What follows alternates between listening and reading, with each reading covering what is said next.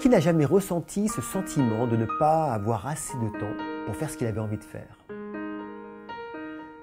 Qui n'a jamais vécu non plus des moments où le temps n'avançait pas, comme s'il était arrêté, et vous faire passer une journée interminable?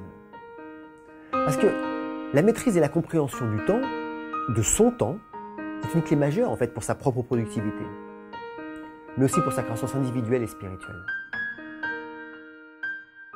Je me rappelle quand j'avais 7 ans et que j'attendais mon 8e anniversaire, je comptais d'abord les mois, puis les jours, et j'avais l'impression que l'année était interminable, comme si les jours n'avançaient pas. Avez-vous déjà vécu ça, vous aussi? Et parce que aujourd'hui, à 46 ans, c'est pas du tout la même chose.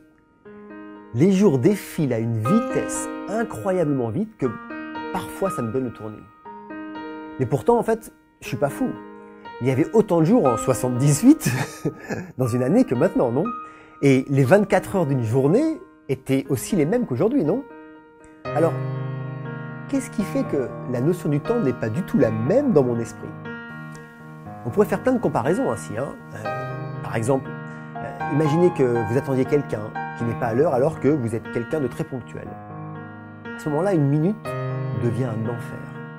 Et puis dès que cette personne qu'on aime arrive et qu'on passe notre soirée avec elle, on est tellement bien ensemble que nous n'avons même pas vu que ça faisait déjà 4 heures qu'on était à table. Alors, qu'est-ce que c'est vraiment le temps? Au-delà des résultats statistiques, ce qui nous intéresse ici, c'est plus de comprendre ce qu'est le temps, mais je dirais d'un point de vue psychologique.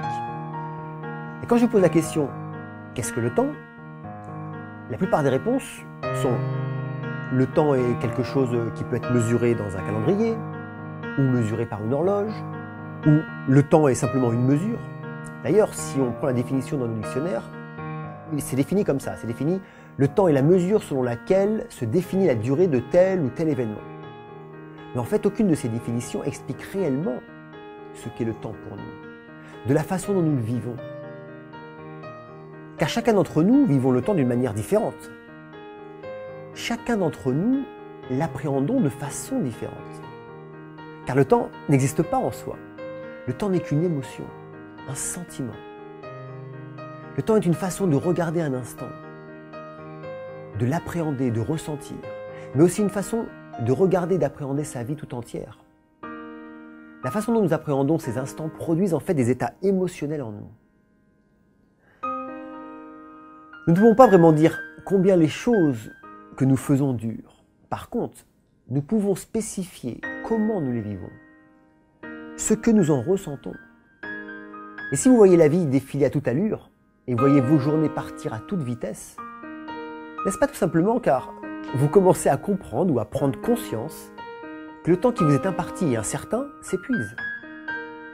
Et votre besoin de croissance et de contribution se fait alors sentir, et vous plaçant dans une énergie d'urgence, de rapidité qui vient se refléter en fait à votre esprit et qui vous dit que ça va très vite, trop vite, pour encore faire tout ce que vous avez envie de faire.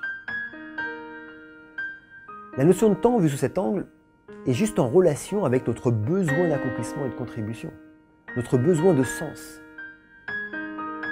Notre notion de temps est juste déterminée par nos émotions. Et il y a une énorme différence en fait entre de comment vous allez vivre si vous êtes stressé ou en amour. Et c'est en étant connecté avec votre vraie nature, vos vraies valeurs, votre âme, avec ce sentiment de réaliser quelque chose qui va faire la différence dans votre vie, auprès de ceux qui vous sont chers ou tout simplement dans le monde.